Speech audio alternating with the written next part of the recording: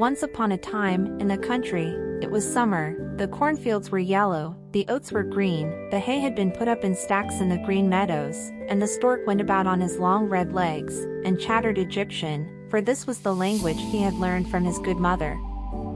All around the fields and meadows were great forests, and in the midst of these forests lay deep lakes. Yes, it was right glorious out in the country. In the midst of the sunshine there lay an old farm, with deep canals about it, and from the wall down to the water grew great burdocks, so high that little children could stand upright under the loftiest of them. It was just as wild there as in the deepest wood, and here sat a duck upon her nest. She had to hatch her ducklings, but she was almost tired out before the little ones came, and then she so seldom had visitors. The other ducks liked better to swim about in the canals than to run up to sit down under a burdock and cackle with her. At last one eggshell after another burst open. "Peep! Peep!" it cried, and in all the eggs there were little creatures that stuck out their heads. "Quack! Quack!" they said, and they all came quacking out as fast as they could, looking all round them under the green leaves, and the mother let them look as much as they chose, for green is good for the eye. "How wide the world is," said all the young ones, for they certainly had much more room now than when they were in the eggs. "Do you think this is all the world?" said the mother. "That stretches far across the other side of the garden, quite into the parson's field, but I have never been there yet. I hope you are all together," and she stood up. "No, I have not all. The largest egg still lies there. How long is that to last? I am really tired of it." And she sat down again. "Well, how goes it?" asked an old duck who had come to pay her a visit. "It lasts a long time with that one egg," said the duck who sat there. "It will not burst. Now, only look at the others, are they not the prettiest little ducks one could possibly see? They are all like their father. The rogue, he never comes to see me." "Let me see the egg which will not burst," said the old visitor. "You may be sure it is a turkey's egg. I was once cheated in that way, and had much anxiety and trouble with the young ones, for they are afraid of the water. Must I say it to you? I could not get them to venture in. I quacked and I clacked, but it was no use. Let me see the egg. Yes, that's a turkey's egg. Let it lie there, and teach the other children to swim." "I think I will sit on it a little longer," said the duck. "I've sat so long now that I can sit a few days more." "Just as you please," said the old duck, and she went away. At last the great egg burst. "Peep! Peep!" said the little one, and crept forth. It was very large and very ugly. The duck looked at it. "It's a very large duckling," said she. "None of the others look like that. Can it really be a turkey chick? Well, we shall soon find out. It must go into the water, even if I have to thrust it in myself." The next day it was bright, beautiful weather, the sun shone on all the green trees. The mother duck went down to the canal with all her family. Splash! She jumped into the water. "Quack! Quack!" she said, and one duckling after another plunged in. The water closed over their heads, but they came up in an instant, and swam capitally. Their legs went of themselves, and they were all in the water. The ugly gray duckling swam with them. "No, it's not a turkey," said she. "Look how well it can use its legs, and how straight it holds itself. It is my own child. On the whole it's quite pretty, if one looks at it rightly. Quack! Quack! Come with me, and I'll lead you out into the great world, and present you in the duckyard, but keep close to me, so that no one may tread on you, and take care of the cats." And so they came into the duckyard. There was a terrible riot going on in there, for two families were quarreling about an eel's head, and the cat got it after all. "See, that's how it goes in the world," said the mother duck, and she wetted her beak, for she too wanted the eel's head. "Only use your legs," she said. "See that you can bustle about, and bow your heads before the old duck yonder. She's the grandest of all here. She's of Spanish blood, that's why she's so fat, and ye see? She has a red rag round her leg, that's something particularly fine, and the greatest distinction a duck can enjoy. It signifies that one does not want to lose her, and that she's to be known by the animals and by men too.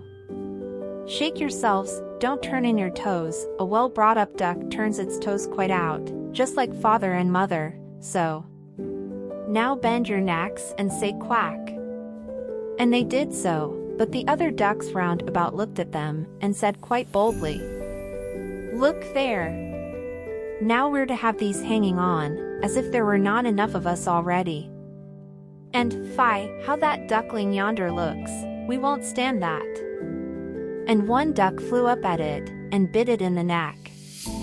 "Let it alone," said the mother, "it does no harm to anyone." "Yes, but it's too large and peculiar," said the duck who had bitten it, "and therefore it must be put down." "Those are pretty children that the mother has there," said the old duck with the rag round her leg. "They're all pretty, but that one, that was rather unlucky. I wish she could bear it over again." "That cannot be done, my lady," replied the mother duck. "It is not pretty, but it has a really good disposition, and swims as well as any other. Yes, I may even say it, swims better. I think it will grow up pretty, and become smaller in time. It has lain too long in the egg, and therefore is not properly shaped." And then she pinched it in the neck, and smoothed its feathers. "Moreover, it is a drake," she said, "and therefore it is not of so much consequence. I think he will be very strong. He makes his way already." "The other ducklings are graceful enough," said the old duck. "Make yourself at home, and if you find an eel's head, you may bring it me." And now they were at home. But the poor duckling which had crept last out of the egg, and looked so ugly, was bitten and pushed and jeered, as much by the ducks as by the chickens. "It is too big," they all said. And the turkey cock, who had been born with spurs, and therefore thought himself an emperor, blew himself up like a ship in full sail, and bore straight down upon it. Then he gobbled and grew quite red in the face. The poor duckling did not know where it should stand or walk. It was quite melancholy because it looked ugly, and was the butt of the whole duckyard. So it went on the first day, and afterwards it became worse and worse. The poor duckling was hunted about by every one, even its brothers and sisters were quite angry with it, and said, "If the cat would only catch you, you ugly creature." And the mother said, "If you were only far away." And the ducks bit it, and the chickens beat it, and the girl who had to feed the poultry kicked at it with her foot. Then it ran and flew over the fence, and the little birds in the bushes flew up in fear. "That is because I am so ugly," thought the duckling, and it shut its eyes, but flew on farther, and so it came out into the great moor, where the wild ducks lived. Here it lay the whole night long, and it was weary and downcast. Towards morning the wild ducks flew up, and looked at their new companion. "What sort of a one are you?" they asked, and the duckling turned in every direction, and bowed as well as it could. "You are remarkably ugly," said the wild ducks. "But that is nothing to us, so long as you do not marry into our family." Poor thing! It certainly did not think of marrying, and only hoped to obtain leave to lie among the reeds and drink some of the swamp water. Thus it lay 2 whole days. Then came thither 2 wild geese, or, properly speaking, 2 wild ganders. It was not long since each had crept out of an egg, and that's why they were so saucy. "Listen, comrade," said one of them. "You're so ugly that I like you. Will you go with us, and become a bird of passage? Near here, in another moor, there are a few sweet lovely wild geese, all unmarried, and all able to say rap. You've a chance of making your fortune, ugly as you are." Piff! "Paff" resounded through the air, and the two ganders fell down dead in the swamp, and the water became blood red. "Piff! Paff" it sounded again, and the whole flock of wild geese rose up from the reeds. And then there was another report. A great hunt was going on. The sportsmen were lying in wait all round the moor, and some were even sitting up in the branches of the trees, which spread far over the reeds. The blue smoke rose up like clouds among the dark trees, and was wafted far away across the water, and the hunting dogs came, splash, splash, into the swamp, and the rushes and the reeds bent down on every side. That was a fright for the poor duckling.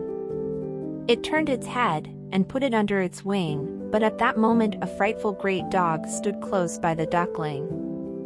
His tongue hung far out of his mouth, and his eyes gleamed horrible and ugly. He thrust out his nose close against the duckling, showed his sharp teeth, and splash, splash, on he went, without seizing it. "Oh, heaven be thanked," sighed the duckling. "I am so ugly that even the dog does not like to bite me." And so it lay quite quiet, while the shots rattled through the reeds and gun after gun was fired. At last, late in the day, all was still, but the poor duckling did not dare to rise up. It waited several hours before it looked round, and then hastened away out of the moor as fast as it could. It ran on over field and meadow. There was such a storm raging that it was difficult to get from one place to another. Towards evening the duck came to a little miserable peasant's hut. This hut was so dilapidated that it did not itself know on which side it should fall, and that's why it remained standing. The storm whistled round the duckling in such a way that the poor creature was obliged to sit down, to stand against it, and the wind blew worse and worse. Then the duckling noticed that one of the hinges of the door had given way, and the door hung so slanting that the duckling could slip through the crack into the room, and that is what it did. Here lived a woman, with her cat and her hen. And the cat, whom she called Sonny, could arch his back and purr. He could even give out sparks, but to make him do it one had to stroke his fur the wrong way. The hen had quite little, short legs, and therefore she was called Chickabiddy Short Shanks. She laid good eggs, and the woman loved her like her own child. In the morning the strange duckling was at once noticed, and the cat began to purr and the hen to cluck. "What's this?" said the woman, and looked all round, but she could not see well, and therefore she thought the duckling was a fat duck that had strayed. "This is a rare prize," she said. "Now I shall have duck's eggs. I hope it is not a drake. We must try that." And so the duckling was admitted on trial for 3 weeks, but no eggs came. And the cat was master of the house, and the hen was the lady, and always said, "We in the world," for she thought they were half the world, and by far the better half. The duckling thought one might have a different opinion, but the hen would not allow it. "Can you lay eggs?" she asked. "No." "Then will you hold your tongue?" And the cat said, "Can you curve your back, and purr, and give out sparks?" "No." "Then you will please have no opinion of your own when sensible folks are speaking." And the duckling sat in a corner and was melancholy. Then the fresh air and the sunshine streamed in, and it was seized with such a strange longing to swim on the water, that it could not help telling the hen of it. "What are you thinking of?" cried the hen. "You have nothing to do, that's why you have these fancies. Lay eggs, or purr, and they will pass over." "But it is so charming to swim on the water," said the duckling, "so refreshing to let it close above one's head, and to dive down to the bottom." "Yes, that must be a mighty pleasure, truly," quoth the hen. "I fancy you must have gone crazy.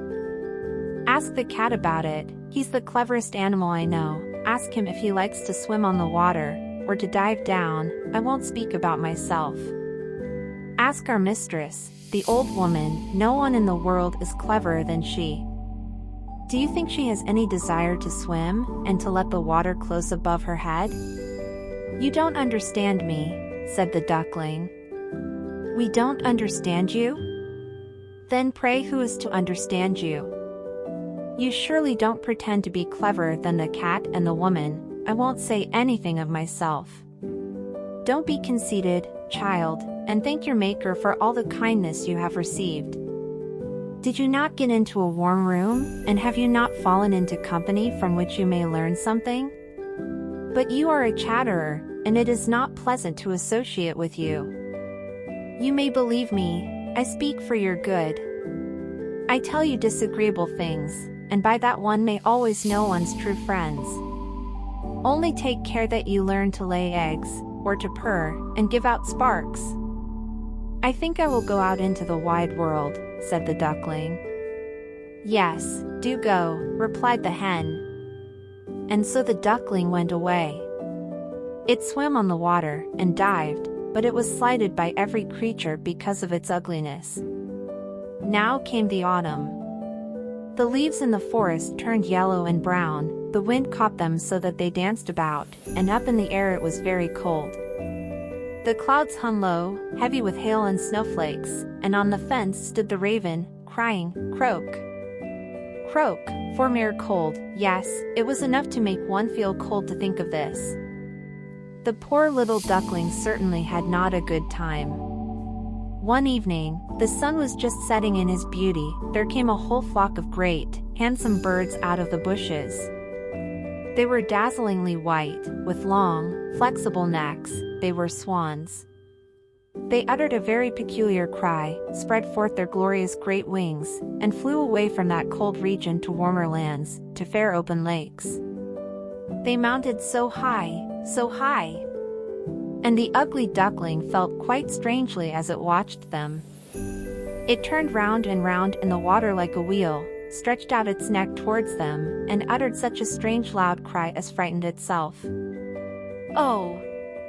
It could not forget those beautiful, happy birds, and so soon as it could see them no longer, it dived down to the very bottom, and when it came up again it was quite beside itself. It knew not the name of those birds, and knew not whither they were flying, but it loved them more than it had ever loved anyone. It was not at all envious of them. How could it think of wishing to possess such loveliness as they had? It would have been glad if only the ducks would have endured its company, the poor, ugly creature. And the winter grew cold, very cold. The duckling was forced to swim about in the water, to prevent the surface from freezing entirely, but every night the hole in which it swam about became smaller and smaller. It froze so hard that the icy covering crackled again, and the duckling was obliged to use its legs continually to prevent the hole from freezing up. At last it became exhausted, and lay quite still, and thus froze fast into the ice. Early in the morning a peasant came by, and when he saw what had happened, he took his wooden shoe, broke the ice crust to pieces, and carried the duckling home to his wife. Then it came to itself again. The children wanted to play with it, but the duckling thought they wanted to hurt it, and in its terror fluttered up into the milk pan, so that the milk spurted down into the room. The woman clasped her hands, at which the duckling flew down into the butter tub, and then into the meal barrel and out again. How it looked then! The woman screamed, and struck at it with the fire tongs. The children tumbled over one another in their efforts to catch the duckling, and they laughed and they screamed. Well, it was that the door stood open, and the poor creature was able to slip out between the shrubs into the newly fallen snow. There it lay quite exhausted. But it would be too melancholy if I were to tell all the misery and care which the duckling had to endure in the hard winter. It lay out on the moor among the reeds, when the sun began to shine again and the larks to sing. It was a beautiful spring. Then all at once the duckling could flap its wings. They beat the air more strongly than before, and bore it strongly away, and before it well knew how all this happened, it found itself in a great garden, where the elder trees smelt sweet, and bent their long green branches down to the canal that wound through the region. Oh, here it was so beautiful, such a gladness of spring. And from the thicket came 3 glorious white swans. They rustled their wings, and swam lightly on the water. The duckling knew the splendid creatures, and felt oppressed by a peculiar sadness. I will fly away to them, to the royal birds, and they will beat me, because I, that am so ugly, dare to come near them. But it is all the same. Better to be killed by them than to be pursued by ducks, and beaten by fowls, and pushed about by the girl who takes care of the poultry yard, and to suffer hunger in winter. And it flew out into the water, and swam towards the beautiful swans. These looked at it, and came sailing down upon it with outspread wings. "Kill me," said the poor creature, and bent its head down upon the water, expecting nothing but death. But what was this that it saw in the clear water? It beheld its own image, and, lo! It was no longer a clumsy dark gray bird, ugly and hateful to look at, but a swan. It matters nothing if one is born in a duckyard if one has only lain in a swan's egg. It felt quite glad at all the need and misfortune it had suffered. Now it realized its happiness in all the splendor that surrounded it. And the great swans swam round it, and stroked it with their beaks. Into the garden came little children, who threw bread and corn into the water, and the youngest cried, "There is a new one," and the other children shouted joyously, "Yes, a new one has arrived." And they clapped their hands and danced about, and ran to their father and mother, and bread and cake were thrown into the water, and they all said, "The new one is the most beautiful of all. So young and handsome," and the old swans bowed their heads before him. Then he felt quite ashamed, and hid his head under his wings, for he did not know what to do. He was so happy, and yet not at all proud. He thought how he had been persecuted and despised, and now he heard them saying that he was the most beautiful of all birds. Even the elder tree bent its branches straight down into the water before him, and the sun shone warm and mild. Then his wings rustled, he lifted his slender neck, and cried rejoicingly from the depths of his heart, "I never dreamed of so much happiness when I was the ugly duckling."